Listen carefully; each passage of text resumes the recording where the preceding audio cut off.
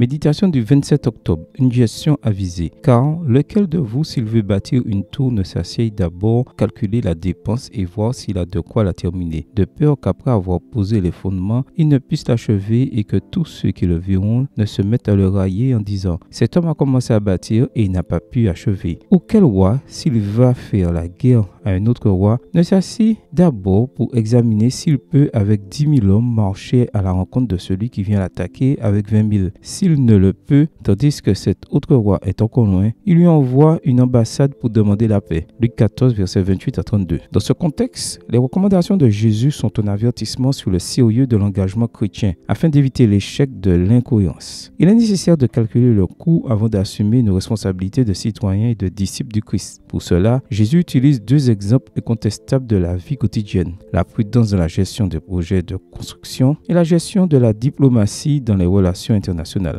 Lorsque nous constatons le manque de sagesse avec lequel certains dirigeants gèrent les ressources publiques, nous sommes tentés de rappeler l'adage populaire selon lequel le bon sens est le moins commun de tous les sens. Avec son humour habituel, Robert Fulghum affirme que les bases de la vie en communauté devraient être apprises dès la maternelle et il le résume dans le décalogue suivant. Premièrement, partage ce que tu as. Deuxièmement, ne triche pas. Troisièmement, essaie de ne déranger personne. Quatrièmement, remets les choses à leur place. Cinquièmement, nettoie derrière toi. Sixièmement, ne touche pas à ce qui ne t'appartient pas. Septièmement, excuse-toi quand tu fais du mal à quelqu'un. Huitièmement, lave-toi souvent les mains. Neuvièmement, laisse la salle de bain propre après l'avoir utilisée. Et dixièmement, fais attention avant de traverser et écoute tes professeurs. Adapté de Todolo qui saber lo apprendi nel jardin de infante. Buenos Aires et 1990. La Bible avec Jésus en son centre vient nous dire quelque chose de semblable en indiquant la dimension éthique et spirituelle de toutes nos responsabilités au sein de la société. Occupe-toi de tes affaires et essaie de t'entendre avec tout le monde. Dans notre vie personnelle, professionnelle et sociale, aussi nous, croyants, sommes appelés à chercher des solutions raisonnables à nos problèmes, en tenant compte non seulement des critères de rentabilité ou de prestige, mais aussi de la sagesse élémentaire, de l'humilité et du tact. La vraie sagesse consiste à faire ce qui doit être fait, au bon moment, de la meilleure manière. Fais de moi, Seigneur, un gestionnaire avisé. Amen. Bonne journée à vous et que le Seigneur vous bénisse.